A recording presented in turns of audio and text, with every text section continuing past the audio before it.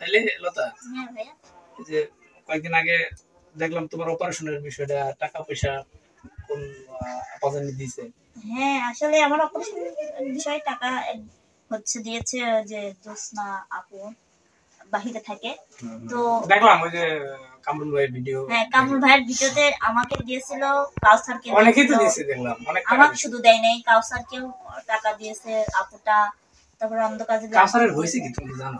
আমি তো যাইনি। কাউসারের বিষয়টা আমি জানি, গেছিলাম যত ওনার হচ্ছে নাকে, ওর হচ্ছে নাকে পলিপাস নাকি জানো বলে, সেটা হয়েছে। আর এই যে কানের এখানে কি জানো হয়েছে, মানে আমি যতটুকু জানি ততটুকু। আবার কি জানি চোখের মধ্যে কি জানি দেখা, আবার চোখের কোনারে এদের চোখের এদের মাংসটা এটা মনে করেন যে ভিতর দিয়ে বাইরে বাইরে গেছে। বের হয়ে আসছে পড়ায়, মানে আরেকটু হলে চোখটা ঢুকে যাবে।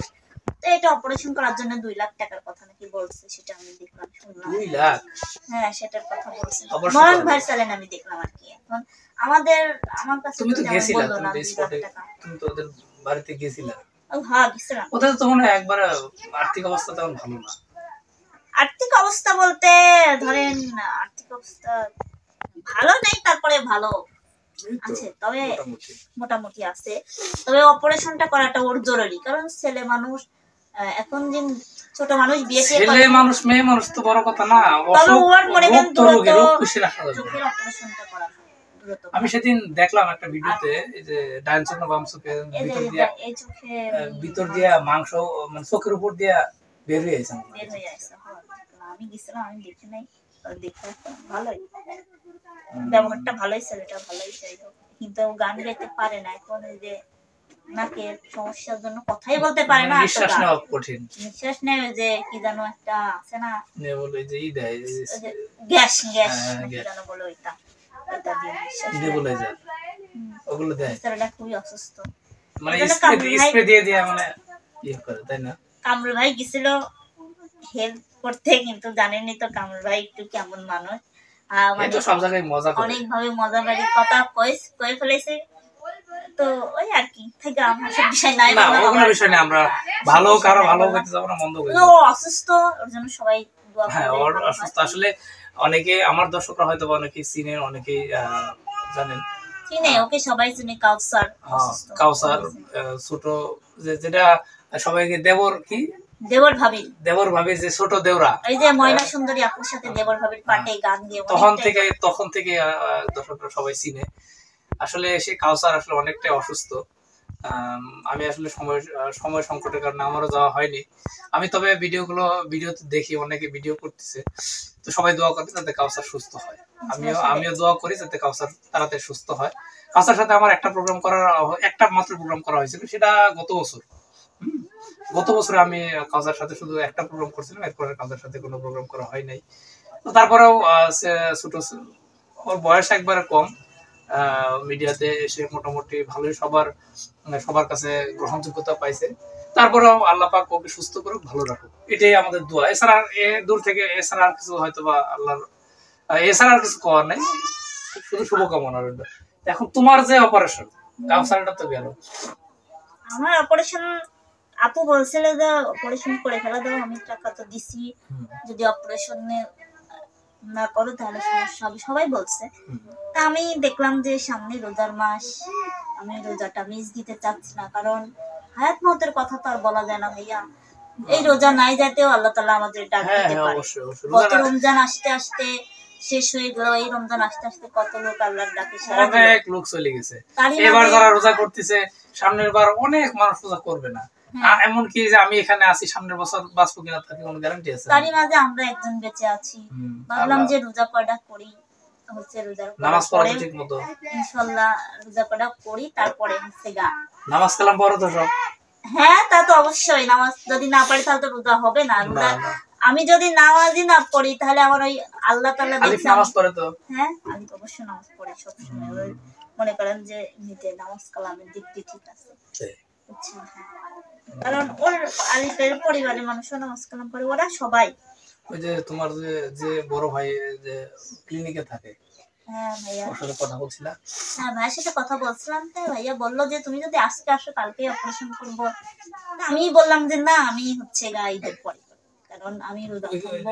যেখানে সিজার হয়েছিল ওইখানে তো উনি তার করবে না, অন্য লোক আছে আগে দেখবে কাহিনী ডাক্তার না তা তো অবশ্যই তোমার পরীক্ষা নিরীক্ষা করা লাগবে, তারপরে একবার করছিলাম আর আবার করব যে কি রকম আছে এক্সরে না আল্ট্রা করা লাগবে মনে হয়, সেটা দেখা লাগবে। পরীক্ষা করা লাগবে। সেই মেলা ভেজাল, তাই জন্য ভাবলাম যে রমজান মাসটা বাড়া যাক, যদি অপারেশন করা লাগে 2 দিন রাত একদিনে থাকা লাগবে নি, আর রোজার মধ্যে তো সব ঝামেলা টামেলা কেমন জানি হয়, তো বাড়া যাক, এতদিন বাঁচি রয়েছে একদিন বেঁচে থাকবো না, ঠিক আছে। আল্লাহ ভরসা, দোয়া করি তোমার জন্য সবসময় দোয়া থাকে। অপারেশনটা তো অনেক আগেই হয়তো হয়ে যাওয়ার কথা ছিল, দর্শক জানেন। ও হলো ওর পারিবারিক অবস্থা, আর্থিক অবস্থা সবই তো মানে আমাদের পারিবারিক আর্থিক অবস্থা যেমন তেমন, আসলে আমার পারিবারিক অশান্তিটাই হলো বড় সমস্যা, বুঝছেন। মনে করেন যে শান্তি পাই না, বুঝছেন। অপারেশনের টাকা দিয়ে গেছে, সেটাও মনে করেন কিছু মানুষের সমস্যা হয়ে গেছে, বুঝছেন। মানে আমার যে একজন সহযোগিতা করে বাঁচাবে, এটাও প্রবলেম। এটা নিয়ে তো কথাবার্তা বলে, আমি ভিক্ষা করি, আমি চেয়ে খাই। আমি আপুর থেকে টাকা চাইছিলাম না, আপুকে শুধু বলছিলাম যে আপু আমার সমস্যা, আমি জানি না আপু আমার জন্য অপারেশনের টাকা দিয়েছে, আমার ভাইয়ের কাছে সে দিয়েছে, আমি আমার অজান্তে। কিন্তু এটা নিয়ে মানুষ আগে বলে কথা বলে, তবে আমি হ্যাঁ চাই খাই, সমস্যা ছায়া খাওয়া। কিন্তু মানুষ, আল্লাহ পাক বলছে কি, ভিক্ষা করা হালাল কিন্তু সুদ খাওয়া হারাম। আচ্ছা, সুদের টাকা খাওয়ার চাইতে ভিক্ষা করে খাওয়া ভালো না? অনেক ভালো। এই যে মানুষ সুদের টাকা দিয়ে কত বাড়ি গাড়ি পাহাড় পর্বত করতে, ভাই পেটে লাগলে আমি যাবই, সেটা আপনার কি আসে? নিজের পেটে যদি খাবার না থাকে, পেটে ভাত না থাকলে কেউ দেখবে না, আপন মানুষ তারা দেখবেই না। আমি পরের কাছে গেলে এক মুঠ চাইলে ঠিকই দিবি না, আর আপন মানুষের কাছে গেলে দেওয়া তো দূরের কথা, 10টা কথা শোনা দিবি। এই জন্য আমি কারোর কথা কিছু মনে করি না, বুঝতে পারছেন? না না, মনে করা যাবে না ভাই। যখন নিজের পেটে খাবার না থাকবে, মানুষের কথা মনে করে লাভ আছে? সেটাই। আলিফ কই? এত বেলা হয় আলিফ আসতেছে না? আলিফে ফোন দেন, আপনি চলে আসবেন। আলিফ মনে হয় নামাজ পড়ি, আলিফে আমার মামার বাড়ি গেছে, ওর ওইখানে যায়। তোমার মা কখন আসবে? এখন ইফতারের আগেও আসতে পারে, পরেও আসতে পারে। আর ইফতারের জন্য আপনার কথা দুয়ারে কয়, এইটা কয়, শুনেন বোঝে না তো। কতি কতি কয় কি, ইসমাইলিক মনে হয় কেউ কয়েছে আর আসে না, তাই আর আসতেছে না, তাই লাগে দা দূর ওইটা কবি এমনি আসতেছে না ভাইয়া। আমি আচ্ছা, তুমি বলো তো, আমি কি তোমার কাছে আসতেছি না কিন্তু অন্য কোথাও ভিডিও করতেছি, এমন কোন মাথায় বোঝে না। মা মনে করে যে আসি, ডাকে, আসে না কে, শুক্রবার চলে যায়, আর কত শুক্রবার চলে গেল।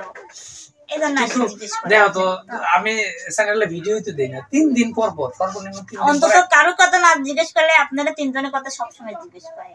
ইসমাইল আইছিলি, কামরুল আইছিলি, মামুন আইছিলি, আর ইসমাইল তো কতদিন আসে না, ভুলেই গেল। ভুলি না রে ভাই, আমি আসলে নিজে কিছু সমস্যার কারণে আমি আসলে যেসব সমস্যা কইতেও পারতাম আমার কাছে, আমি একটু হলে জানি, আমি দেখতেছি ভিডিও, মা তো আর বড় ফোন চালাই না যে আপনি কি করতেছেন, ফোনে আছেন, এমন তো না যে একটা প্রোগ্রাম আরেক জায়গায় করতেছি বা আরেক কাছে ভিডিও করতেছি, এমন তো না যে সময় পাচ্ছি যে অন্য জায়গায় ভিডিও করতেছি, এমন না। আমি কোথাও যাইতে পারতেছি না।